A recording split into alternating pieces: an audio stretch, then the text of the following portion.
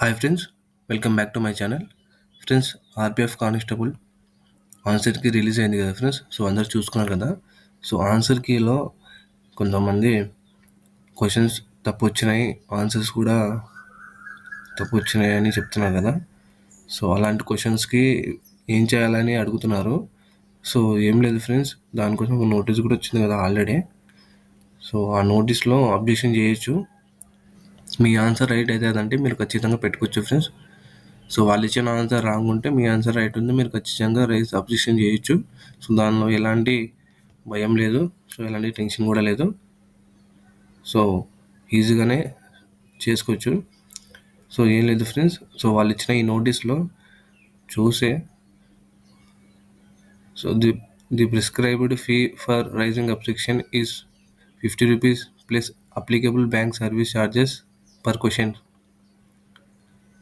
In case the objection raised is found to be correct, the fee paid against such valid objection shall be refunded to the candidate. After deduction of applicable bank charges, the refund will be made to the account from which the candidate has made the online payment. So friends, వీళ్ళు ఏం చెప్తున్నారంటే, మీరు పెట్టే objection question కానీ right అయితే so మీ amount మీకు refund చేయడం జరుగుతుంది ఫ్రెండ్స్. సో ఒకవేళ రాంగ్ అయితే అబ్జెక్షన్ సో రీఫండ్ కాదని చెప్తున్నారు. సో ఒకవేళ క్వశ్చన్ రైట్ అయితే సో మార్క్స్ కూడా యాడ్ అవుతాయి, అదేవిధంగా అమౌంట్ కూడా రీఫండ్ అవుతుంది ఫ్రెండ్స్. సో ఇక్కడ objection 50 rupees plus applicable service charges, so 50 rupees మరియు దానికి సంబంధించిన ఛార్జెస్ కూడా తీసుకోవడం జరుగుతుంది. సో వన్స్ క్వశ్చన్ రైట్ అయితే రిటర్న్ వేయడం జరుగుతుంది ఫ్రెండ్స్. సో మనం అప్లికేషన్ ఫీ కూడా ఎక్కువ తీసుకున్నాడు కదా, ఆఫ్టర్ ఎన్ని మంత్స్ తర్వాత రీఫండ్ అవుతుందో ఎవరికి తెలియదు. సో రీఫండ్ అయ్యడం మాత్రం పక్కా అవుతుంది ఫ్రెండ్స్. సో అబ్జెక్షన్లో కూడా ఇది మంచి అవకాశం ఫ్రెండ్స్. సో అబ్జెక్షన్లో కూడా ఏం చెప్తున్నారంటే, సో మీ క్వశ్చన్ అయినా రైట్ అయితే మీ అమౌంట్ మీకు రిటర్న్ వేయడం జరుగుతుందని చెప్తున్నారు చాలా క్లియర్గా. So mode of payment of fee వచ్చేసి డెబిట్ కార్డ్తో చేయొచ్చు, credit, UPI, net banking. So ఏ ఆన్లైన్ పేమెంట్ ద్వారా దాన్ని చేయొచ్చు. Procedure for raising objection. The detailed procedure with necessary guidelines will be available in the link provided on the official website of RRBs. Official link వచ్చేసి so వెబ్సైట్లో ఉంటుంది friends. So అక్కడ నుంచి మీరు మెయిల్ చేయొచ్చు.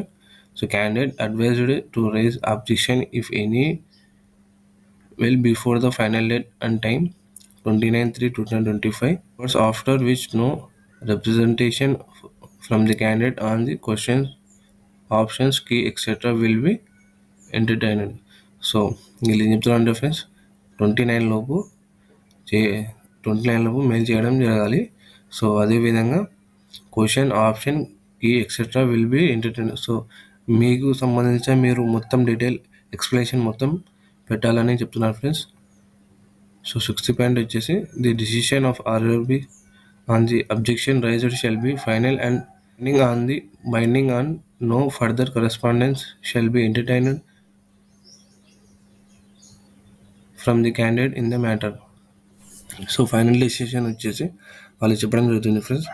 సో మనం ప్రజెంట్ ఇప్పుడు ఏం చేయాలంటే, మనకు క్వశ్చన్స్ ఏ రాంగ్ అవుతున్నాయో, సో వాళ్ళు ఇచ్చిన క్వశ్చన్స్ కూడా రాంగ్ అయితే, సో వాళ్ళు ఇచ్చిన క్వశ్చన్ ఆన్సర్ రాంగ్ అయితే మీరు అబ్జెక్షన్ చేయొచ్చు ఫ్రెండ్స్. దానిలో ఎలాంటి ఇది లేదు. సో ఈజీగానే అబ్జెక్షన్ చేయొచ్చు. సో అబ్జెక్షన్ చేసిన అమౌంట్ కూడా ఒకసారి మీ క్వశ్చన్ రైట్ అయితే రీఫండ్ చేయడం జరుగుతుందని చెప్తున్నారు కదా. సో ఎవరైనా ఉంటే సో అడిగినారు ఫ్రెండ్స్, 2-3 మెంబర్స్ అడిగినారు. సో వాళ్ళు అంతగా చేసుకోవచ్చు ఫ్రెండ్స్, ఏం లేదు ఫ్రెండ్స్. అదేవిధంగా నేను ఆర్పిఎఫ్ పీజీ కట్ ఆఫ్ గురించి ఒక సేఫ్ స్కోర్ చేయడం జరుగుతుంది వీడియో. సో ఆ వీడియో కింద డిస్క్రిప్షన్లో ఉంటుంది, లేదంటే వీడియో లాస్ట్ చివరిలో వస్తుంది ఫ్రెండ్స్, చూడండి. సో ఇంకా ఎవరైనా చూడకపోతే సో వెళ్ళి చూడండి ఫ్రెండ్స్. సో అందరు అడుగుతున్నారు ఫ్రెండ్స్, ఇన్ని మార్క్స్ వచ్చాయని. సో నేను దాంట్లో సేఫ్ స్కోర్ చేయడం జరుగుతుంది బాయ్స్ అండ్ గర్ల్స్కి. సో ఒకసారి చూడండి. సో ఒకసారి చూసిన తర్వాత మీరు రన్నింగ్ చేయాలా వద్దా అని మీరు డిసైడ్ చేసుకోండి ఫ్రెండ్స్. సో నేను ఏం చెప్తున్నాను అంటే, రన్నింగ్ చేయండి అని అంటున్నాను. ఎందుకంటే మనలో నార్మలైజేషన్ స్కోర్ ఉంది కాబట్టి ఎలా పెరుగుతాయో తెలియదు.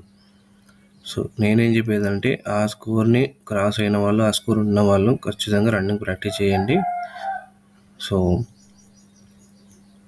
మంచి మంచి స్కోర్ ఇచ్చిన వాళ్ళు ఇంకా జాగ్రత్తగా సీరియస్గా బాగా ప్రాక్టీస్ చేయండి ఫ్రెండ్స్. నేను చెప్పేది ఏంటంటే గర్ల్స్కి మాత్రం చాలా కట్ ఆఫ్ లోన్ ఉంటుంది ఫ్రెండ్స్. ఎందుకంటే కాంపిటీషను తక్కువ ఉంటుంది, గ్రౌండ్ లెవెల్ హార్డ్ ఉంటుంది.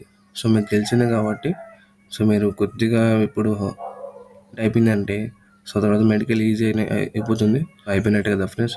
సో నేను చెప్పేది అంటే మంచి మార్క్స్ వచ్చిన వాళ్ళు చాలా సీరియస్గా ప్రాక్టీస్ చేయండి ఫ్రెండ్స్. సో మీరు చూసింటారు కదా ఎన్ని మార్క్స్ వచ్చినాయి. యావరేజ్ మార్క్స్ వచ్చేసి 50 to 60 మధ్యలో ఉన్నారు చాలామంది.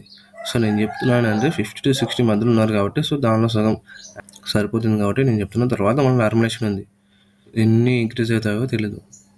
సో దీన్ని దృష్టిలో పెట్టుకొని నేను చెప్పినట్టు రన్నింగ్ ప్రాక్టీస్ చేస్తారని నేను అనుకుంటున్నాను. సో మీకు కానీ వీడియో నచ్చినట్టయితే సబ్స్క్రైబ్ చేయడం మాత్రం మర్చిపోద్దు ఫ్రెండ్స్. సో లైక్ చేయండి, షేర్ చేయండి ఫ్రెండ్స్. సో అదేవిధంగా ఏమైనా డౌట్స్ ఉంటే ఇన్స్టాగ్రామ్ని ఫాలో అవ్వండి ఫ్రెండ్స్. సో అక్కడ ఇంకా ఏమైనా డౌట్స్ ఉంటే క్లియర్ చేస్తాను. సో ఫ్రెండ్స్ సబ్స్క్రైబ్ చేయడం మాత్రం మర్చిపోవద్దు. So thank you so much.